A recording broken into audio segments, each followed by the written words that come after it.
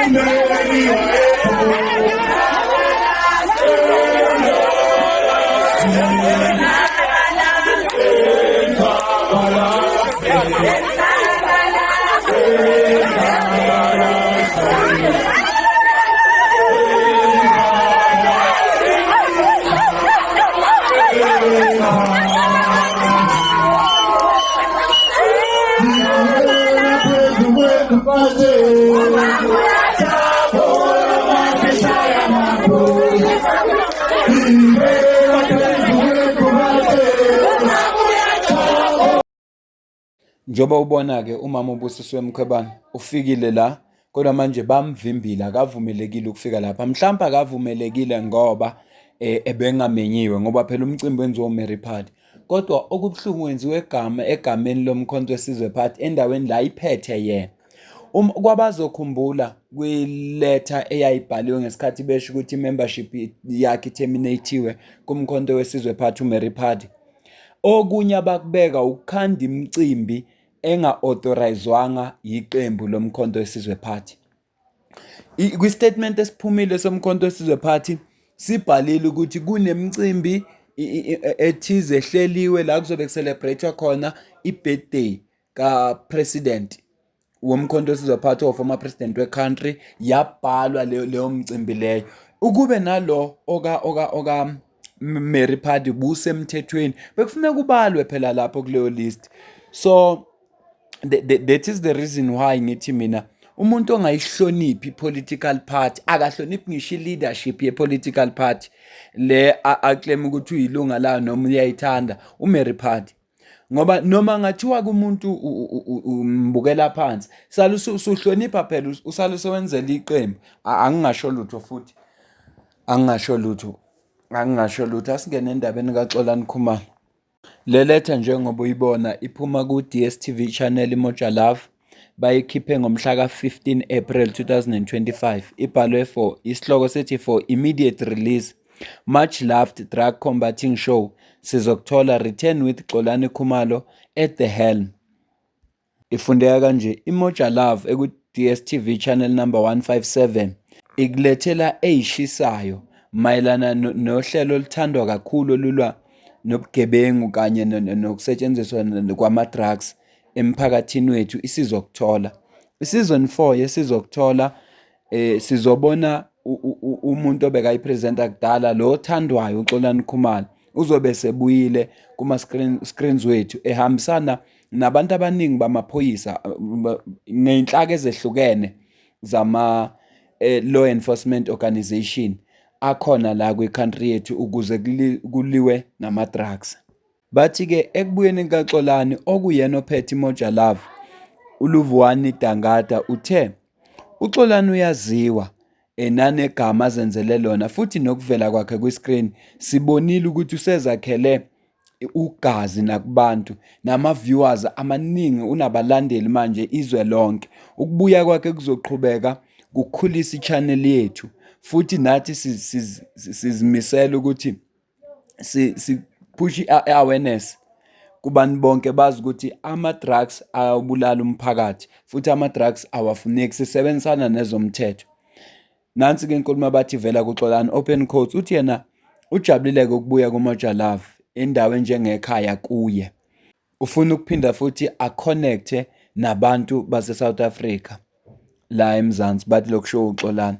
Bathi-ke ababukeli banga-expecta i-show ezobe exciting kakhulu kule season ezayo esizokuthola.